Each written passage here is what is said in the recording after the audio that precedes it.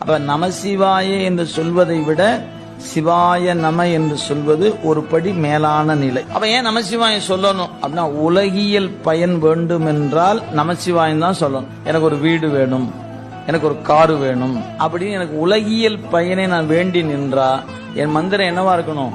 நமசிவாய நமசிவாய நமசிவாயன்னு நான் தொடர்ந்து சிந்திக்கணும். எனக்கு இந்த உலகம்லாம் வேண்டாம் அப்படின்னா இதிலிருந்து வெளியே போகணும்னு எனக்கு ஒரு ஆசை. எது? இந்த செல்வம் இருக்குது, அது அழுந்தாம இருக்கணும்.